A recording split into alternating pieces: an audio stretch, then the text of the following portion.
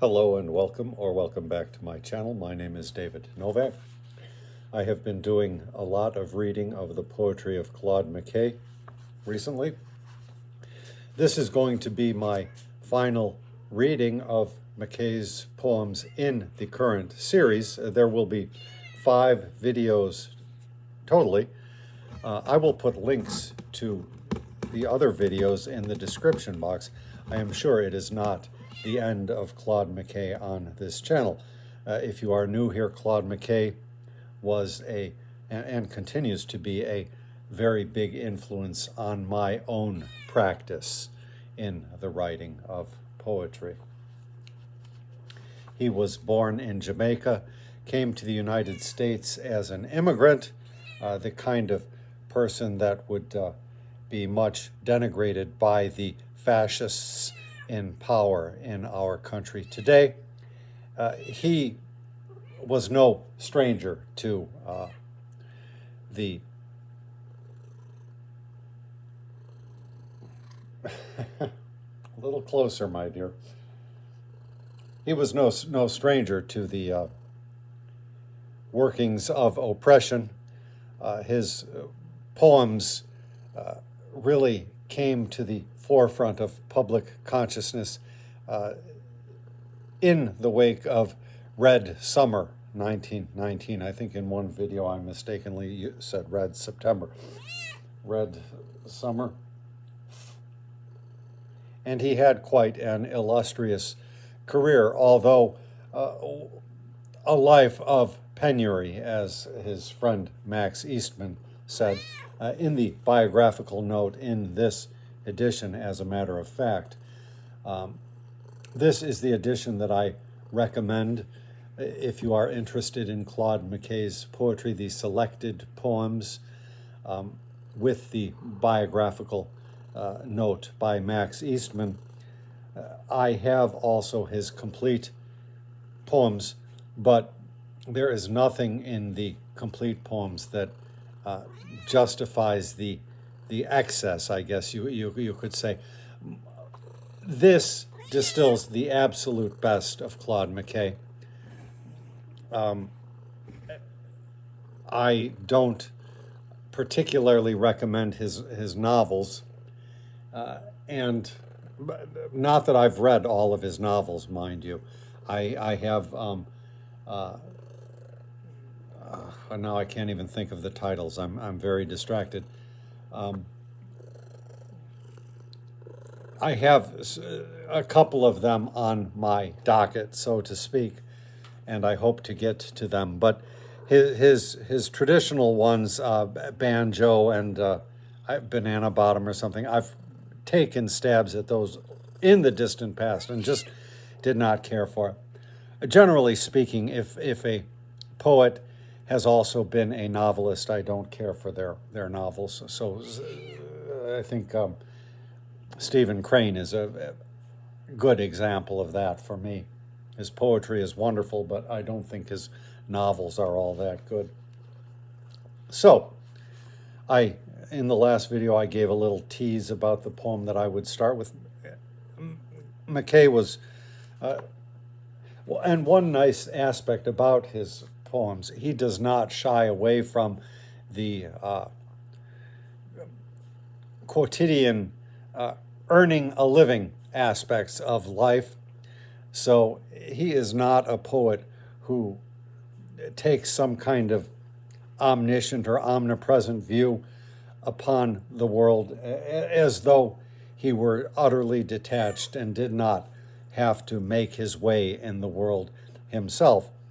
I think that is a feature that really speaks to us and spoke to me particularly. In the last video, I talked a little bit about how much my poetry gained from his.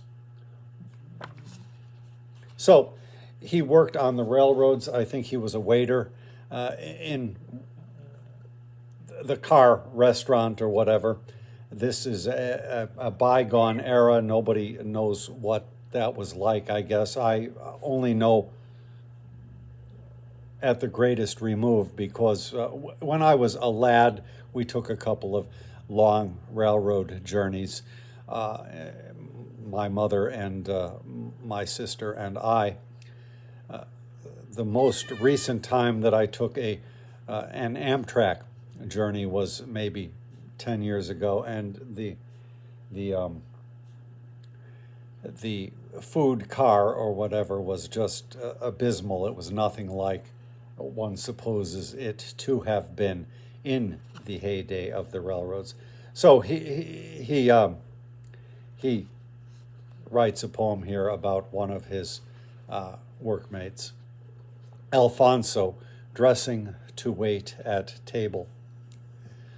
Alfonso is a handsome, bronze-hued lad of subtly changing and surprising parts. His moods are storms that frighten and make glad. His eyes were made to capture women's hearts. Down in the glory hole, Alfonso sings an olden song of wine and clinking glasses, and riotous rakes magnificently flings gay kisses to imaginary lasses. Alfonso's voice of mellow music thrills our swaying forms and steals our hearts with joy. And when he soars, his fine falsetto trills are rarest notes of gold without alloy. But oh, Alfonso, wherefore do you sing dream songs of carefree men and ancient places? Soon we shall be beset by clamoring of hungry and importunate pale faces. Next is the video with which I originally had proposed ending my previous reading of McKay's poems, one of my favorites, titled Rest in Peace. No more for you the city's thorny ways, the ugly corners of the Negro belt, the miseries and pains of these harsh days by you will never, never again be felt. No more, if still you wander, will you meet with nights of unabating bitterness. They cannot reach you in your safe retreat, the city's hate, the city's prejudice. 'Twas sudden, but your menial task is done. The dawn now breaks on you. The dark is over. The sea is crossed. The longed-for port is won. Farewell, oh, fare you well, my friend and lover.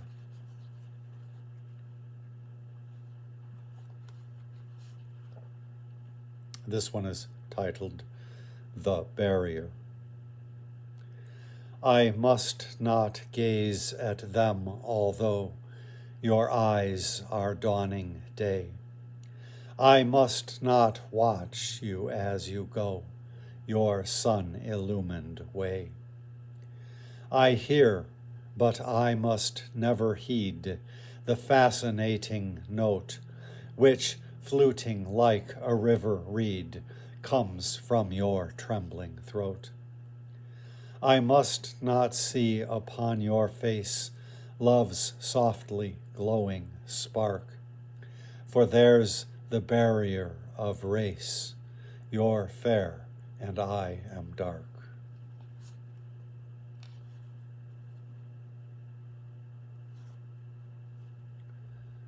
Very poignant, but I think also simply as a sociological document, it more than adequately captures the tenor of the times. This is another one of my favorites by McKay. It's a longer poem, A Farewell to Morocco.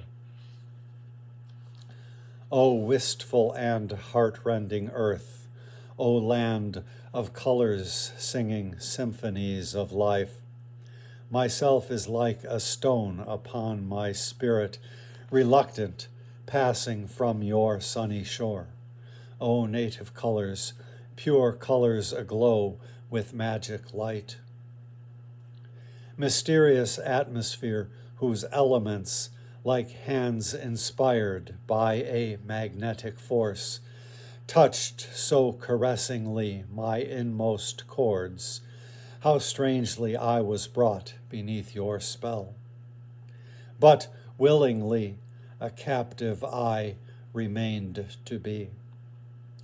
O friends, my friends, when Ramadan returns, and daily fast and feasting through the night, with chants and music, honey-dripping sweets, and Fatmas shaking their flamenco feet, my thoughts will wing the waves of air to be with you.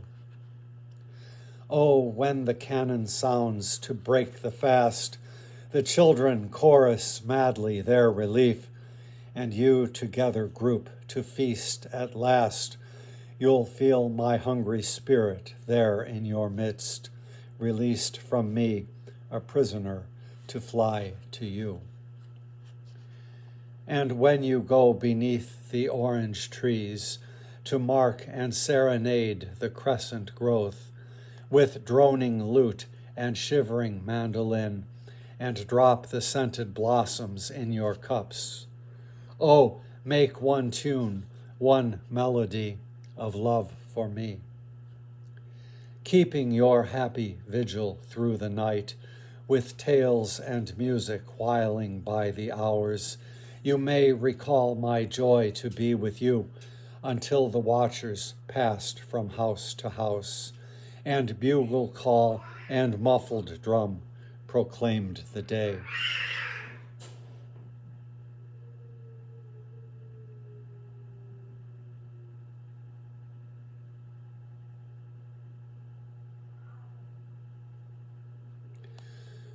When liquid-eyed Habib draws from the lute a murmur golden like 1,000 bees, emboweled in a sheltering tropic tree, with honey brimming in the honeycomb, the tuneful air will waft the sound across to me.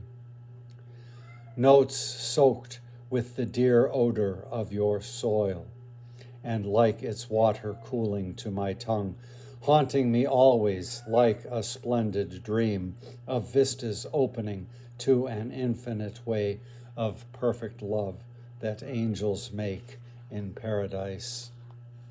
Habib, Habiba, I may never return another sacred fast to keep with you, but when your Prince of Months inaugurates our year, my thoughts will turn to Ramadan, forgetting never its tokens unforgettable. Mektub. Claude McKay said that he might easily have gone one way or the other, that is to say, become a convert to the Muslim faith. He became Roman Catholic, I believe, and listed as his prime reason that he felt that the Catholic Church was the only force sufficiently powerful to resist the rise of communism, the forces of communism. Be that as it may, it was a choice he made, and it was decisive. I think it also influenced me likewise. Absence.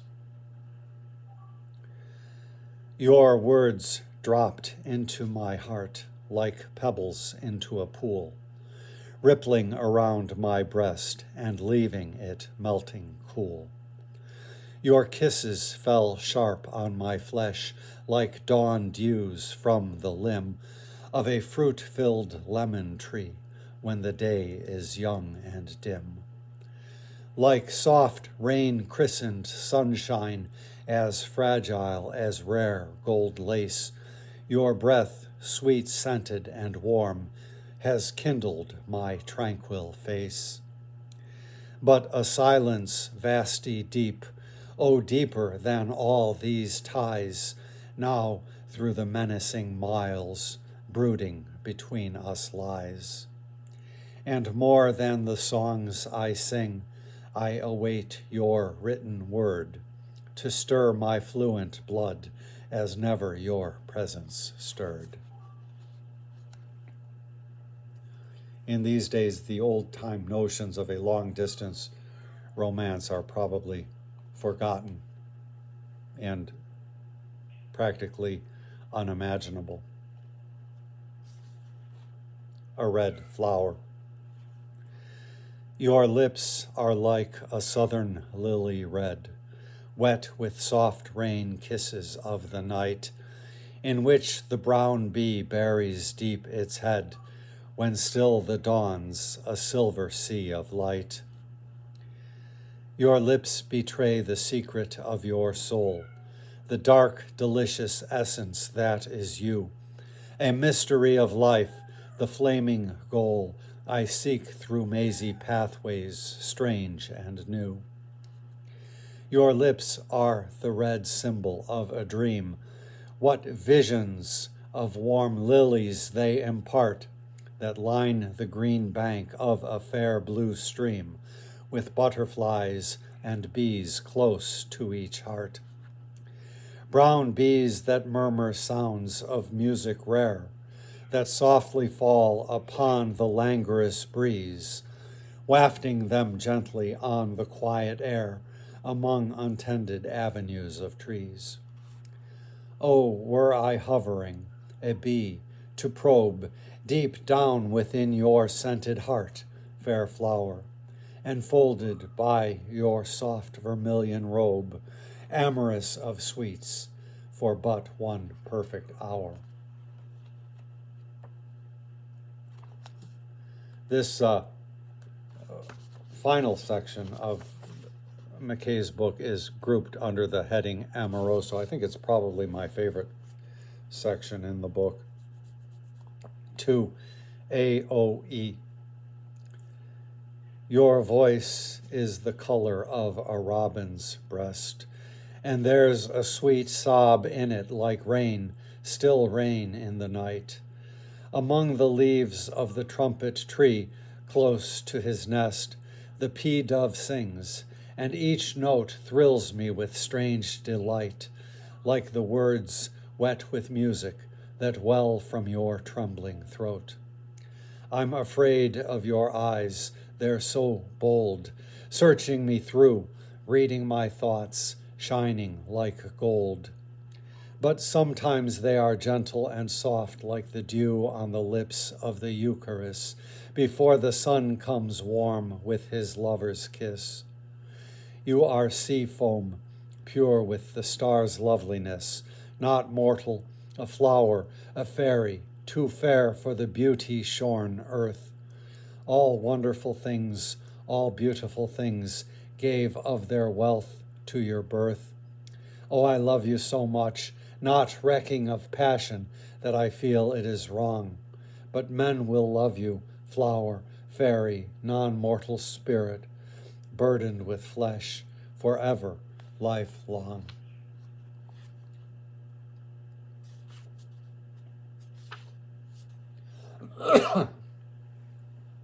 Romance. To clasp you now and feel your head close pressed, scented and warm against my beating breast. To whisper soft and quivering your name and drink the passion burning in your frame. To lie at full length, taut with cheek to cheek, and tease your mouth with kisses till you speak. Love words, mad words, dream words, sweet senseless words, melodious like notes of mating birds. To hear you ask if I shall love always, and myself answer, till the end of days. To feel your easeful sigh of happiness when on your trembling lips I murmur, yes. It is so sweet. We know it is not true. What matters it? The night must shed her dew. We know it is not true, but it is sweet. The poem with this music is complete.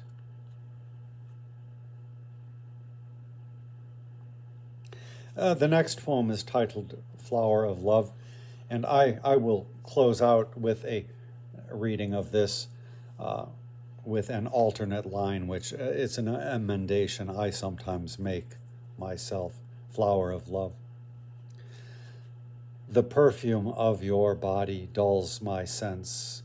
I want nor wine nor weed. Your breath alone suffices. In this moment rare and tense, I worship at your breast. The flower is blown. The saffron petals tempt my amorous mouth. The yellow heart is radiant now with dew, soft-scented, redolent of my loved south. O flower of love, I give myself to you. Uncovered on your couch of figured green, here let us linger indivisible. The portals of your sanctuary unseen receive my offering, yielding unto me. Oh, with our love the night is warm and deep. The air is sweet, my flower, and sweet the flute, whose music lulls our burning brain to sleep, while we lie loving, passionate and mute.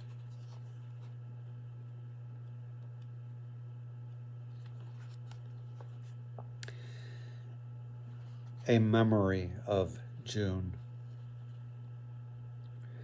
When June comes dancing on the death of May, with scarlet roses tinting her green breast, and mating thrushes ushering in her day, and earth on tiptoe for her golden guest.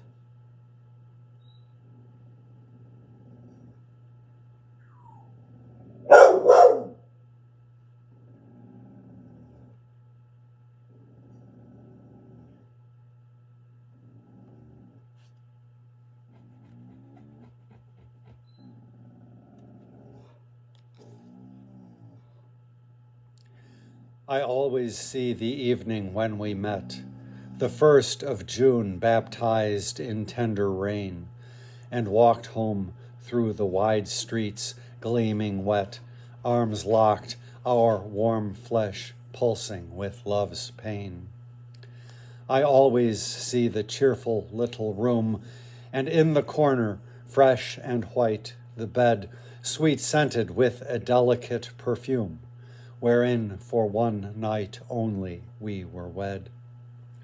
Where in the starlit stillness we lay mute, and heard the whispering showers all night long, and your brown body burnt. Since that interruption, I'll just start this one again. A memory of June. When June comes dancing on the death of May, with scarlet roses tinting her green breast, and mating thrushes ushering in her day, and earth on tiptoe for her golden guest. I always see the evening when we met, the 1st of June, baptized in tender rain, and walked home through the wide streets gleaming wet, arms locked, our warm flesh pulsing with love's pain. I always see the cheerful little room, and in the corner, fresh and white, the bed, sweet-scented with a delicate perfume, wherein for one night only we were wed.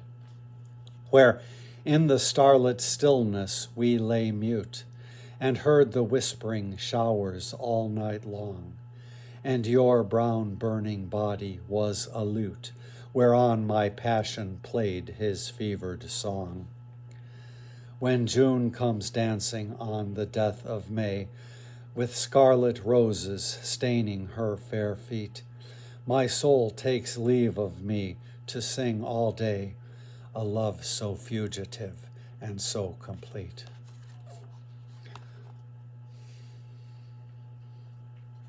Flirtation. Upon thy purple mat, thy body bare is fine and limber like a tender tree. The motion of thy supple form is rare, like a lithe panther lolling languidly, toying and turning slowly in her lair. Oh, I would never ask for more of thee. Thou art so clean in passion and so fair. Enough, if thou wilt ask no more of me.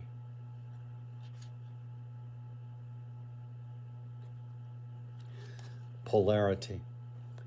Nay, why reproach each other, be unkind? For there's no plane on which we two may meet. Let's both forgive, forget, for both were blind, and life is of a day, and time is fleet. And I am fire, swift to flame and burn, melting with elements high overhead, while you are water in an earthly urn, all pure but heavy and of hue like lead.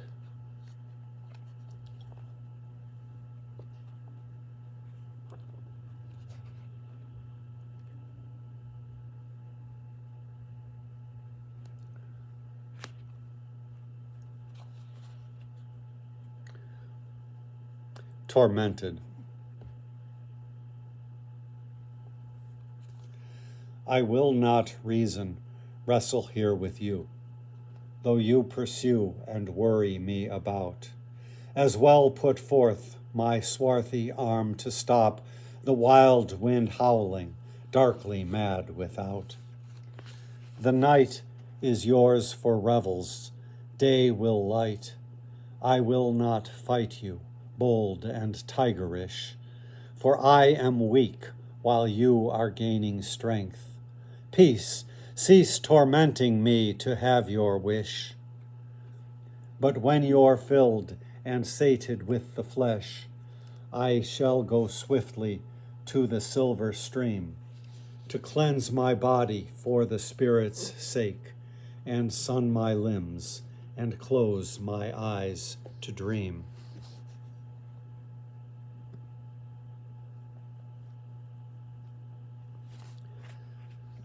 This next one is titled Jasmine. Your scent is in the room. Swiftly it overwhelms and conquers me. Jasmine, night jasmine, perfect of perfume, heavy with dew before the dawn of day. Your face was in the mirror. I could see you smile and vanish suddenly away, leaving behind the vestige of a tear. Sad, suffering face from parting grown so dear. Night jasmine cannot bloom in this cold place. Without, the street is wet and weird with snow. The cold, nude trees are tossing to and fro. Too stormy is the night for your fond face, for your low voice, too loud the wind's mad roar. But oh, your scent is here, jasmines that grow luxuriant, clustered round your cottage door. When you become familiar with McKay's poetry, you find motifs that recur. And I just see so much. It's never trite, and it's never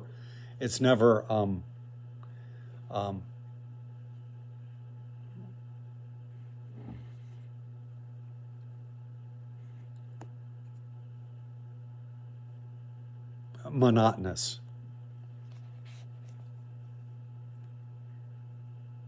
And the thought occurred to me whilst reading Tormented that one of the critiques of my own poetry from the beginning was the use of thee and thy and that sort of, what is that, a pronoun?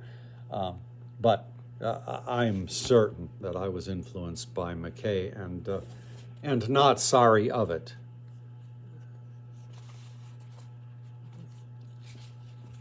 Commemoration. When first your glory shone upon my face, my body kindled to a mighty flame, and burnt you yielding in my hot embrace, until you swooned to love, breathing my name. And wonder came and filled our night of sleep, like a new comet crimsoning the sky, and stillness like the stillness of the deep suspended lay as an unuttered sigh. I never again shall feel your warm heart flushed, panting with passion, naked unto mine, until the throbbing world around is hushed to quiet worship at our scented shrine. Nor will your glory seek my swarthy face, to kindle and to change my jaded frame into a miracle of godlike grace, transfigured, bathed in your immortal flame. He captures so much. It's just incredible. Now this one I have made lots of reference to as well. Memorial. Your body was a sacred cell always, a jewel that grew dull in garish light, an opal which beneath my wondering gaze gleamed rarely, softly throbbing in the night. I touched your flesh with reverential hands, for you were sweet and timid like a flower that blossoms out of barren tropic sands, shedding its perfume in one golden hour. You yielded to my touch with gentle grace, and though my passion was a mighty wave that buried you beneath its strong embrace, you were yet happy in the moment's grave. Still more than passion consummate to me, more than the nuptials immemorial sung, was the warm thrill that melted me to see your clean brown body, beautiful and young. The joy in your maturity at length, the peace that filled my soul like cooling wine, when you responded to my tender strength and pressed your heart exulting into mine. How shall I, with such memories of you, in coarser forms of love fruition find? No, I would rather like a ghost pursue the fairy phantoms of my lonely mind.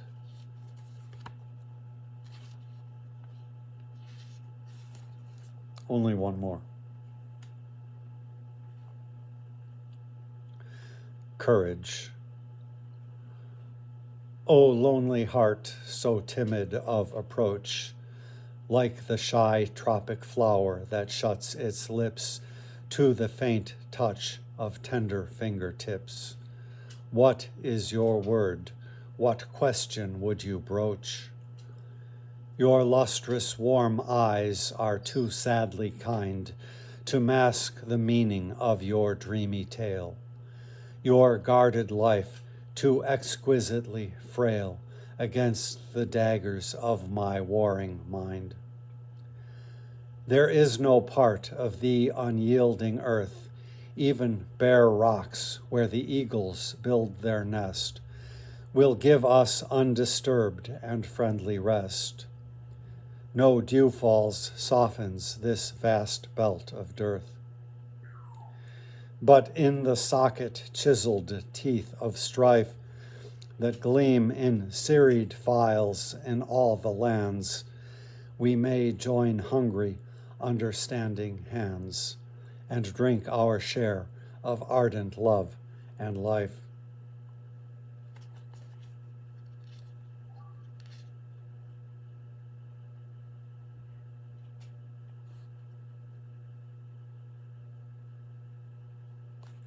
So this, for me, has been an in-depth revisitation of McKay's poems.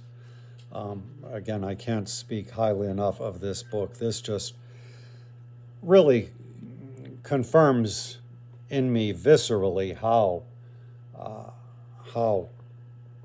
lucky I was to have encountered McKay's poetry early on.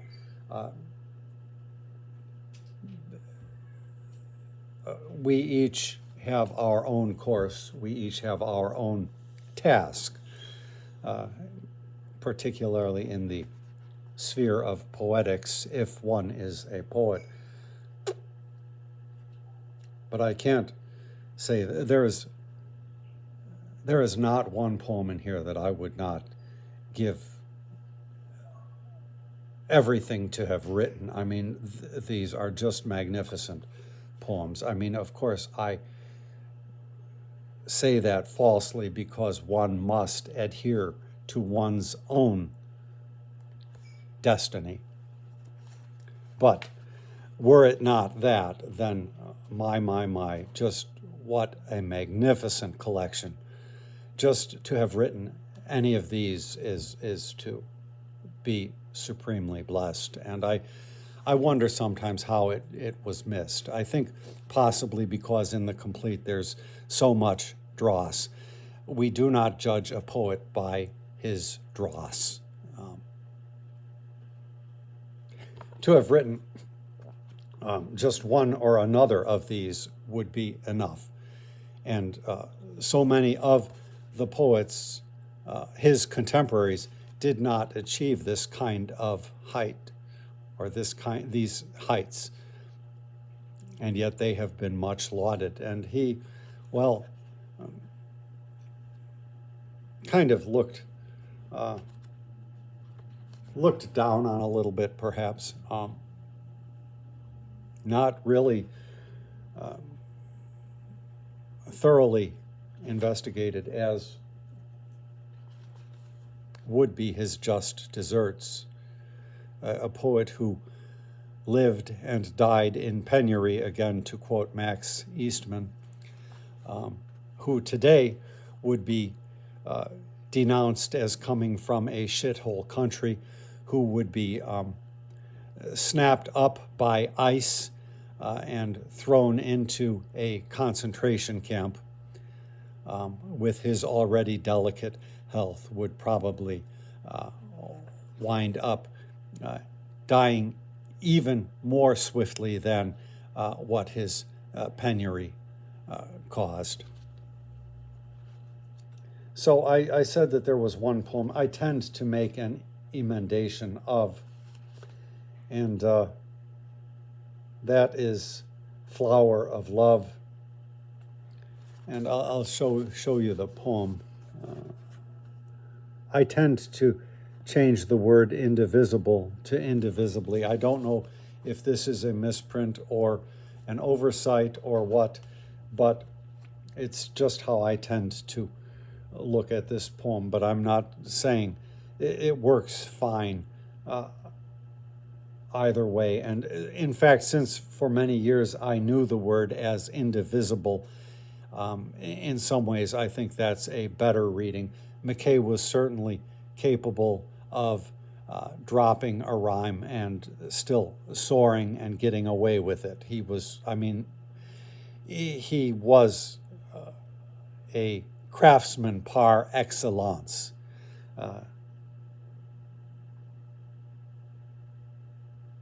It is perhaps that his poems just appeared too simple to the casual observer. Flower of Love. The perfume of your body dulls my sense.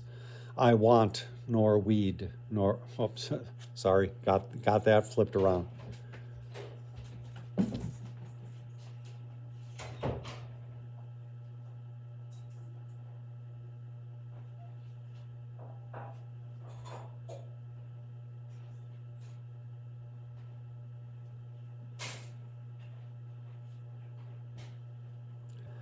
Flower of Love. The perfume of your body dulls my sense. I want nor wine nor weed. Your breath alone suffices.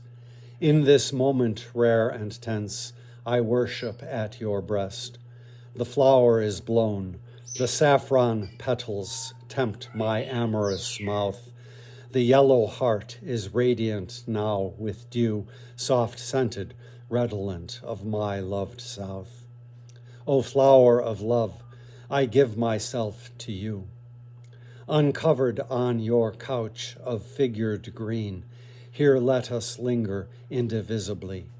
The portals of your sanctuary, unseen, receive my offering, yielding unto me.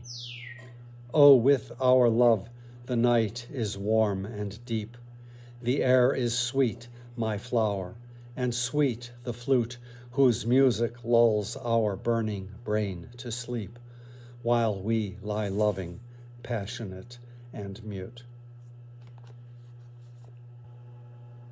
Thank you for stopping by my channel.